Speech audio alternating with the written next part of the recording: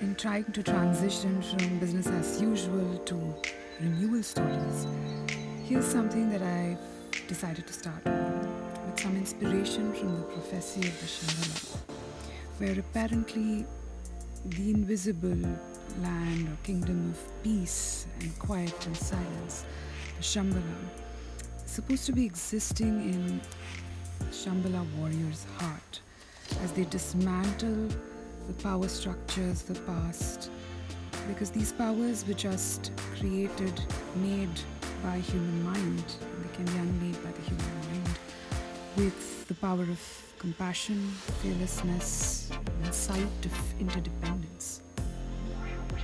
Having heard this prophecy inspired me to look at areas where fearlessness is a need going forward, because you can't be futuring without looking at the past. While we're now here in the present, Fridays for Fearless Futuring was the idea to start with. And now is so messed up and pivotally stuck between foresight and hindsight.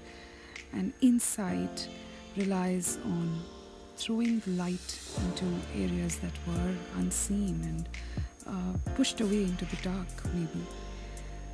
The light at the end of the tunnel can only come when the light is flashed upon things that we don't want to acknowledge, we refuse to accept, and that needs to be brought into awareness.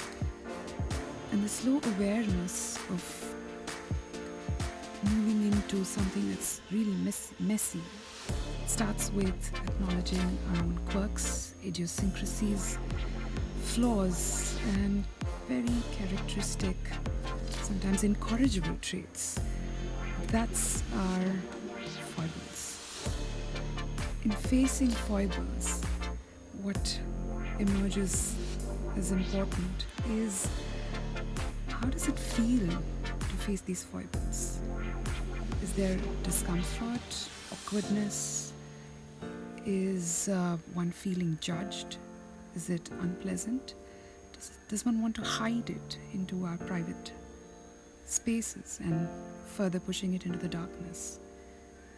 Well, the overarching emotion seems to be of shame. What if this shame turns into pride? What if the shame is accepted wholeheartedly as a part of us? Can something we are so ashamed of be accepted? And can it then be a part of our identity that we're so proud of? Does that inspire aha moments? Facing foibles is being fearless.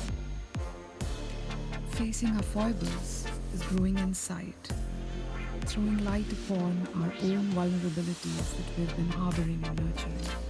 It helps us bring light to the past, probably also strengthening and focusing our present for the future. Past and future have to pass through now. Fearless futuring needs a fearless now. So, as a practice in fearlessness and futuring, here's Fridays for Fearless Futuring that hopefully goes on week after week. What is your practice? How do you go about